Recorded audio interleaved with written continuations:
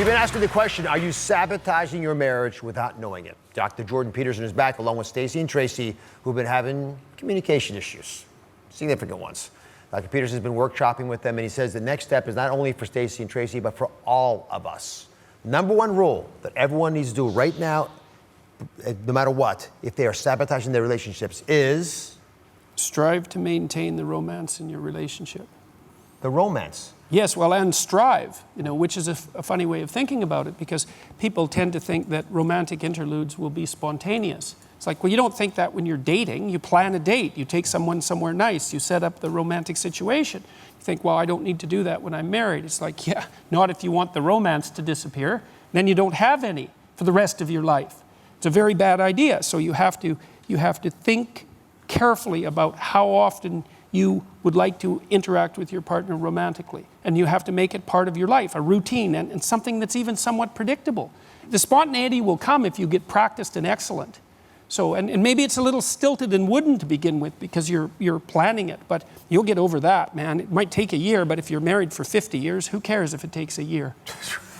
But in perspective, Stacey and Tracey, how do you feel about that? I've heard you talk about your friendship, but the romantic absence is clearly impacting both of you. I think that, like Dr. Peterson said, if we start planning dates, I think it'll all just come back, but we got to actually put forth the time to do it. Will you do a little exercise that Dr. Peterson told me about? You have those little boards, Dr. Peterson. Yeah. Pass that along. Yeah, well, this might be useful with regards to reconciliation. So what I'd like you to do is to just think for a moment and then write down something about the other person that you really like. Okay. Because there are obviously things that you like and that brought you together to begin with. So let's try that. Okay. It's like a little gift, I suppose. All right. All right. Don't look at mine.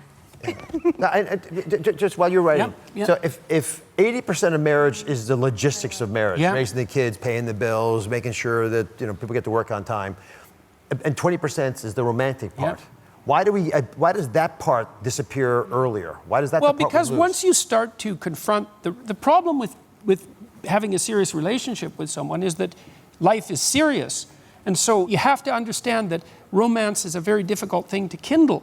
And you have to put space aside for it. And even if it doesn't seem like the most pressing issue at the moment, you have to remember that you're in this for the long run. And so you want to develop habits of romance that will take you through the decades. And it'll decrease the probability that you want to stray, too. It's very important to do this. Let's take a look at who wants to go first. Doesn't matter. Ladies first. Okay, go ahead, I wrote Stacey. these. Oh, you gave 4. Well, those were my top 4. You only had to give 1. You came up with 4. That's good. Good. Yes. That's a good sign, Tracey. Funny, sweet, devoted, and eyes. Well, that's good. So you've got some physical attraction there. So that's the last one. Funny, well, good, because you can use some humor in life. Sweet, well, that's warmth, right? Devoted, that means you can trust him. Mm-hmm. That's also a really big deal. So those are nice traits, I would say. Yeah. So Tracey, match that. Wrote a little smaller, but... eyes, well, there we go.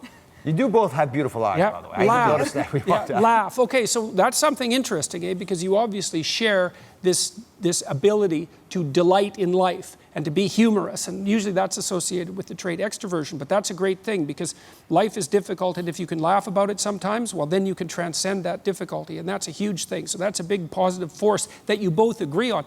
Obviously, you both need to have some fun together. You might think, well, we don't have time for fun when things are so serious. It's like, no, you probably want to have more time for fun because things are so serious. That's what it looks like to me. Beauty, great. Well, that's another element of physical attractiveness. Another real strength of your relationship is that you both do actually find each other physically attractive. So you have that spark. You have a friendship. You have a spark. That's a good thing. You share things in common. You like each other. It's like, well, you're estranged. Okay, well, so you have to work to get rid of the estrangement. Strength.